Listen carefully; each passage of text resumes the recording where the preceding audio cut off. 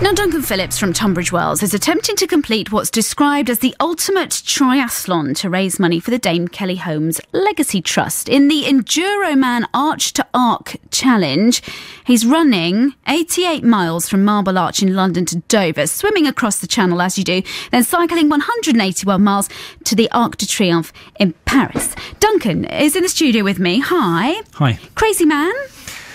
I don't know. I think there's a lot of strategy goes into something like this. I think a lot of people say, yeah, crazy, insane, that sort of thing. But I think if you think about it, if you're crazy, you're not going to be able to do it, are you?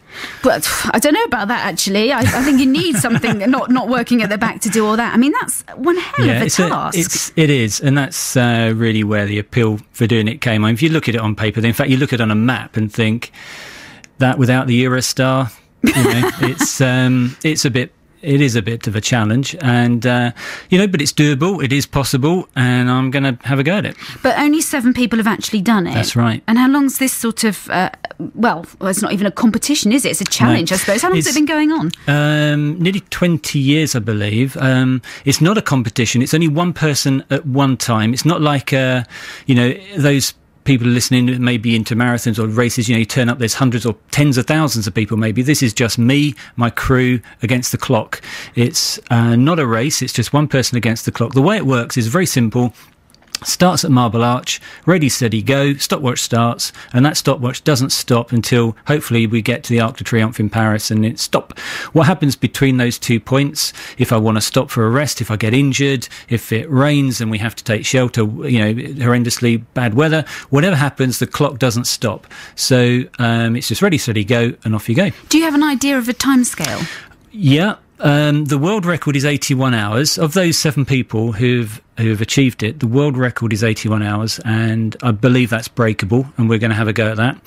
If it's not, if something goes wrong, or I'm not as good as I should be, or the weather turns in, or whatever it might be, then, to be honest with you, just to finish is an achievement in its own right, regardless of the time. But the world record is 81 hours, and that's what we're going for. Now, you look pretty trim, I have to admit. People who could see on the webcam would say, you're trim, you're training. How much training have you done so far? Okay, been training for 2 years for this event. The training is split into 2 halves. So last year, the first year of training was pretty intensive, maybe 4 or 5 times a week. Last summer, between May to September, I was running marathons every week or over marathon distance every week.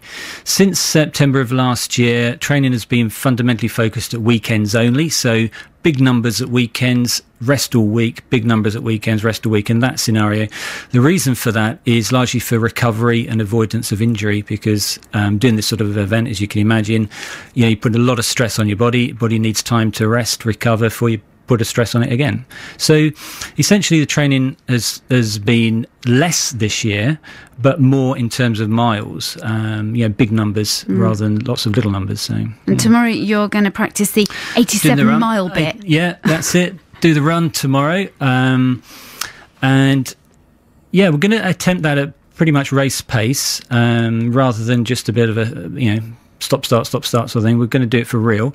And the idea behind that is that'll be the last opportunity before September to put it all into practice. And then on Monday, doing a big swim again. So the distance between finishing the run, starting the swim, in reality won't be very much. So we're trying to effectively simulate that. Okay. Briefly, you're raising money for the Dame Kelly Holmes Legacy Trust. Yep. Why is that? She's local in Hildenborough. She is indeed. Very worthy charity. Extremely accomplished athlete. And the motives behind the charity are very much behind myself, really. I saw this challenge, had a dream that, I can have a go at this. And I'm not actually, I don't have a background as being some elite athlete. I'm just a normal bloke in the street. And I thought, I'm going to have a go at that. And to some extent, what Dame Kelly is trying to do with her kids, give them an opportunity, take kids who have not had opportunities, give them an opportunity. So when I looked around at, who to raise money for, there was a sort of a synergy there. So I thought that's the one to do.